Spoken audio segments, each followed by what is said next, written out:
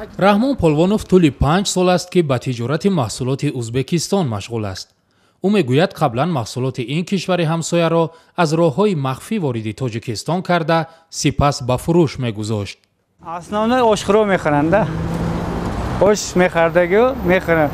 Аки мехӯранд, айна ҳозир меҳмони ба бурдестан, туҳфа бурдестан, дераждайдан переждайдан ба ошхона мебаранд. Ина ҳозир сабук шудагӣ. ҳозир хеле пешина ҳозир сабукай. Овардастем, арзон додастем. дар ҷамоати Россияи ноҳияи Рӯдакӣ дар баробари Раҳмон Палвонов боз чанд нуқтаи фурӯши табақу гаҳвора ва сабаду армуғонҳои истеҳсоли Ӯзбекистон аст.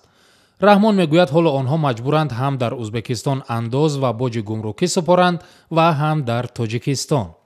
Чанд қа бисёр барад фурӯшем, арзон биёрем, арзон фурӯхтан гирем, ҳалқа нағз мешавад.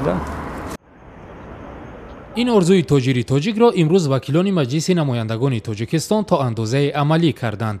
дар ҷаласаи рӯзи ҷумъа ду созишномаи имзошуда дар ҷараёни сафари давлатии Шавкат Мирзиёев ба Тоҷикистонро тасвиб карданд.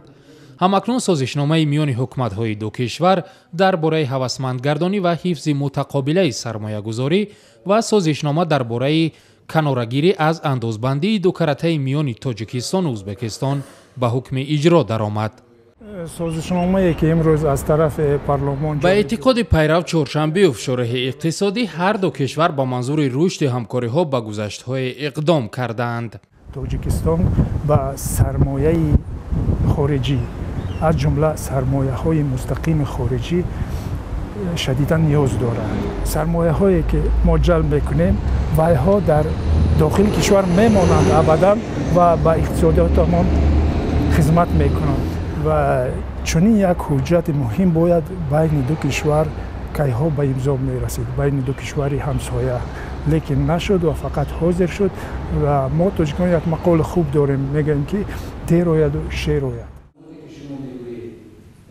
зимнан дар ҷараёни ҷаласаи имрӯзи маҷлиси намояндагон Шукурҷон Зӯров, раиси маҷлиси поёнии парлумони Тоҷикистон хабар дод, ки дар соли гузашта миёни Тоҷикистону Ӯзбекистон ба маблағи 126.4 миллион доллари Иёлоти Муттаҳидаи Амрико табодули маҳсулот сурат гирифтааст.